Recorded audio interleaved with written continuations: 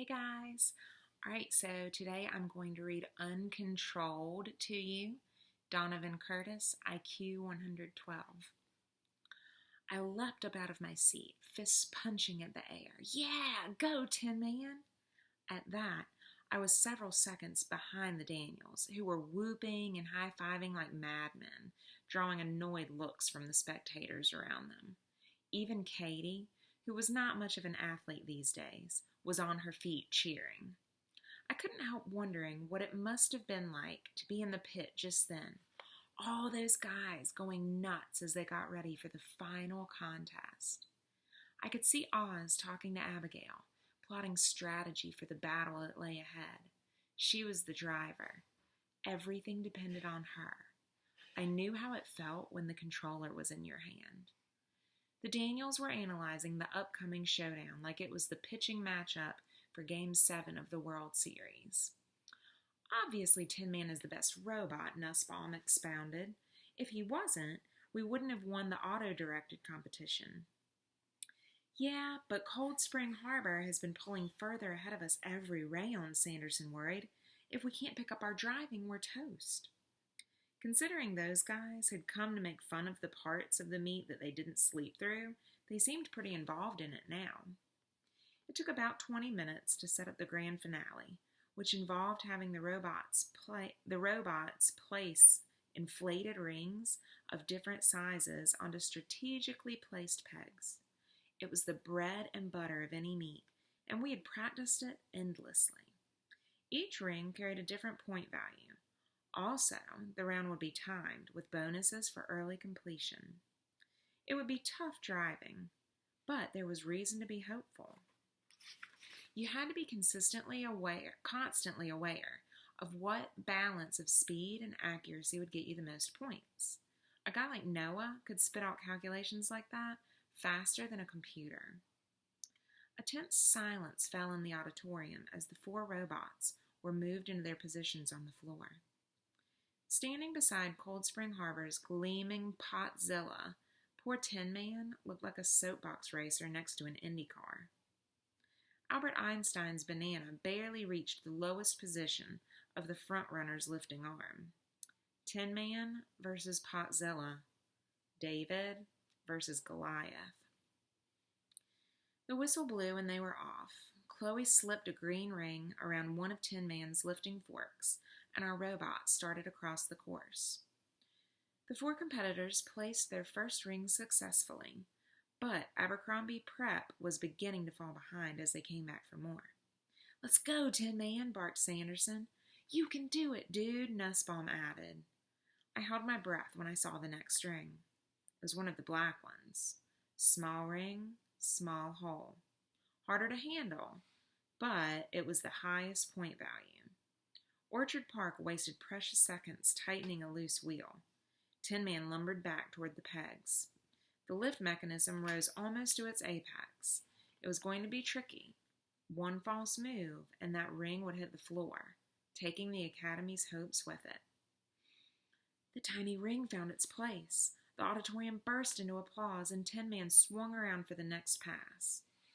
Potzilla was hot on his heels, but with our hardest ring already in place, it was advantage Tin Man. Our next ring was pink, the largest. That was when it happened. As Tin Man crossed the floor, Potzilla put on a sudden burst of speed. The swerve seemed completely natural, but it was just enough for one of the arms to sweep into Tin Man's path. It bumped lightly into the pink ring, knocking it off Tin Man's fork. It made no sound when it hit the floor, but it might as well have been a bomb blast. A gasp went up in the auditorium. "No!" chorused the Daniels. Oz was on his feet, shouting at the judges who were waving him off. Abigail was panicking, fumbling to pick up the dropped ring. Potzilla motored past. Soon after, Orchard Park and Abercrombie followed. I jumped up. "That was on purpose." Katie shot me a sharp look. "Donnie, don't you dare." But I was already running. I didn't know what I thought I could accomplish. At minimum, I had to calm Abigail down. talk her through the operation of picking up the fallen ring, get everything back on track. I pounded down the stairs and leapt to the floor. Chloe was the first to notice me. Donovan? One by one, the team members recognized me. Faces lit up. Cries of greeting rang out. But this was no time for a reunion. Our chance of winning the robotics meet was slipping away with every tick of the clock. Donovan, Abigail was last. Her eyes were huge, her expression desperate. I started shouting instructions, struggling for calm myself. Take the joystick and... But she had a better idea. She thrust the controller into my hands and backed away, panting. What could I do? I lowered the lift mechanism, tipped the ring, and skewered it on with one of the forks. Then I delivered it to its destination, deftly raising it and placing it onto the peg. Wasting no time, I wheeled Tin Man around and headed back toward Chloe. She looked devastated, shaking her head tragically. I understood the message instantly. I was too late. Potzilla had already picked up the final ring and was heading toward the peg in victory. I saw red. After sabotaging us, Cold Spring Harbor was not going home with first prize, not while I had the joystick in my hand. I drove Tin Man right into the path of the big, shiny pot. Donovan, shouted Oz, stop! Potzilla was bigger and heavier, but Cold Spring Harbor didn't know that Tin Man had a secret weapon. A powerful motor in the lift mechanism, one that had polished every floor in the academy for scholastic distinction. A split second before impact, I engaged the forklift.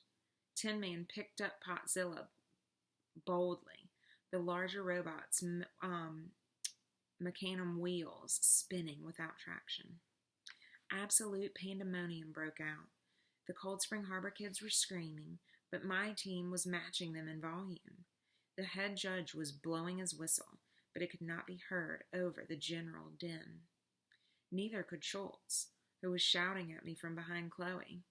Anyway, I couldn't stop now. Tin Man was a bundle of circuits, incapable of revenge fantasy, but I was all too human. Cold Spring Harbor's driver was trying to free Potzilla by thrashing with its lifting arms. I needed to act fast. Tin Man had been designed for competition, not combat, so I had to improvise a little. I swiveled 90 degrees, and using Potzilla as a battering ram, I charged the scorer's table. Oz hollered, Donovan! It came out as a 10-syllable word. But I was committed. The judges scrambled for cover as I slammed that big pot right into the steel-reinforced corner of the table. Potzilla bounced off, dented. One lifting arm hung limply by its shiny bulk. The other reached for Tin Man with evil intent. I backed my robot away. A shriek behind me penetrated even the chaotic noise of the crowd. Noah bounded onto the scene. He snatched up one of the judges' abandoned chairs and brought it down, WWE style, on Potzilla's polished crown. Wham! Then again. Wham! Wham! Wham! If the cybernetic pot hadn't been finished before, it was finished now. It wobbled once, then kneeled over, lying there, an up-ended cockroach, wheels turning like struggling legs. The auditorium had been rocking with excitement, dismay, horror, laughter, and outrage. But now that the action seemed to be over, a strange hush fell as people waited to see what would happen next. Considering the craziness of the situation, it was a strangely familiar moment to me. The impulsive act was over, but the consequences had not yet descended on my head.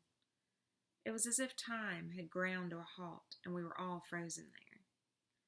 What the future held I couldn't predict, but I had a sense it had something to do with Dr. Schultz, pushing through the crowd toward me, his face a thundercloud. A high-pitched voice suddenly cut through the eerie silence. Donnie! It was Katie, struggling down the grandstand steps. Donnie, it's time! I was so wrapped up in the insanity that I wasn't thinking straight. Time for what? Chloe wasn't like me. She was in the gifted program for real. The baby, she exclaimed. Katie's having the baby. Oh my goodness. I wonder what'll happen next.